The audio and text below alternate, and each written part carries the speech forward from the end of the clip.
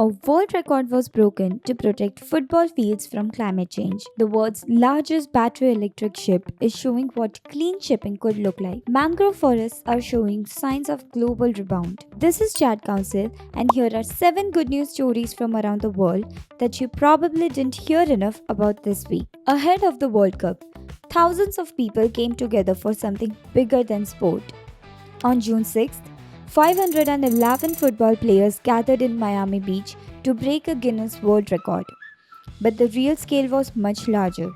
More than 5,000 people across the United States, Mexico, Canada, Brazil, and the United Kingdom juggled a football at the same time for 10 seconds. The event was organized by Where Football Lives, a campaign focused on protecting grassroots footballs from extreme weather. And the timing matters.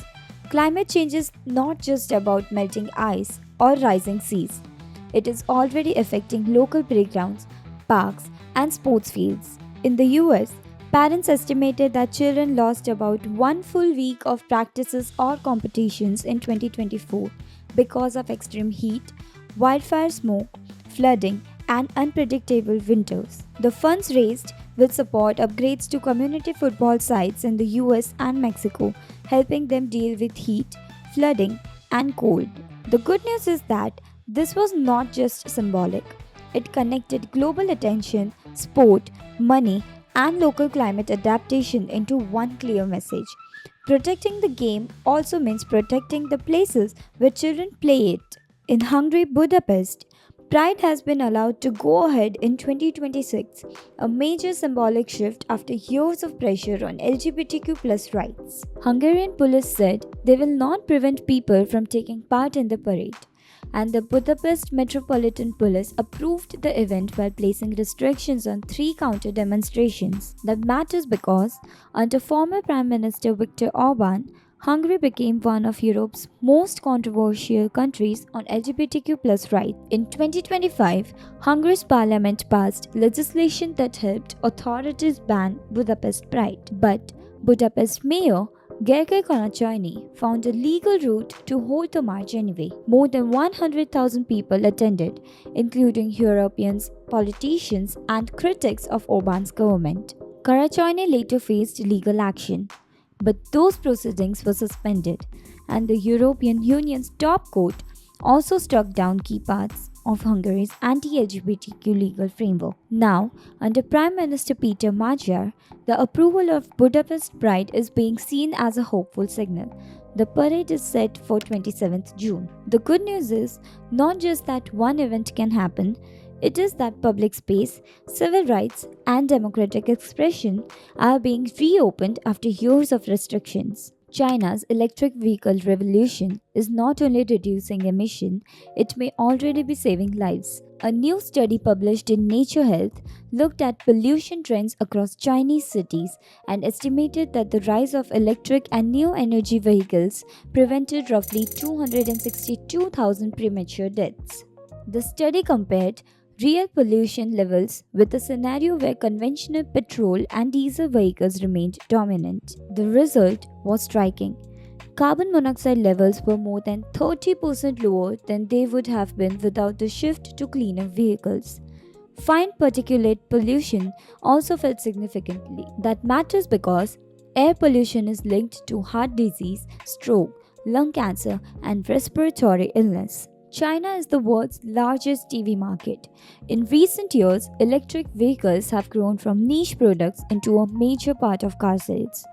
And because China has huge urban populations, even small air quality improvements can translate into enormous public health benefits. This does not mean EVs solve everything. Electricity generation still matters, and China still uses a lot of coal. But the study shows something powerful. When millions of vehicles stop burning fuel inside cities, people breathe cleaner air and fewer people die early. In Tasmania, a company called Incat has built something that many people once thought was unrealistic: the world's largest fully battery electric ship. It is designed to carry around 2,100 passengers and 225 vehicles between Argentina and Uruguay. Its battery system is massive, around 40 to 43 megawatt hours, making it the largest marine battery system installed on a ship so far. The reason this matters is simple. Shipping is one of the hardest sectors to decarbonize. Ships are heavy, routes are demanding, and charging infrastructure is not easy. But Incat's advantage is lightweight aluminum shipbuilding. Founder Robert Clifford argues that lighter ships need much less power to move, making battery electric ferries far more practical. The company is also building new electric ferries for Danish operator Mulslian. Those are expected to cut about 132,000 tons of CO2 emissions every year on Danish routes. There are still challenges, especially fast charging at ports, but this proves that electric shipping is no longer just a small boat experiment.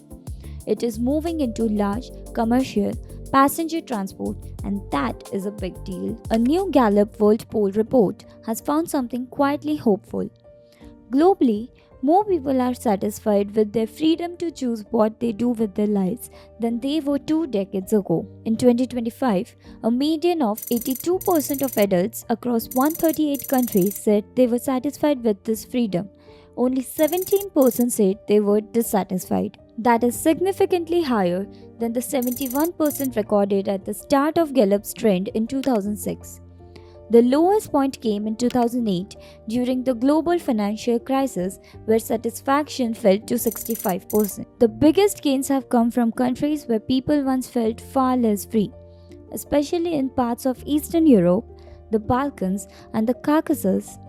Across 29 countries in that wider region, satisfaction rose from a low of 49% in 2009 to 82% in 2025. Countries like Kosovo, Albania, Bosnia, Herzegovina, Serbia, Montenegro, Georgia, and Moldova saw some of the largest increases. There is an important caveat.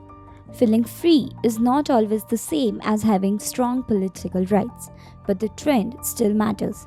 For millions of people, daily life now feels more open, more flexible, and more self-directed than it did 20 years ago. Mangrove forests are one of the most valuable ecosystems on Earth.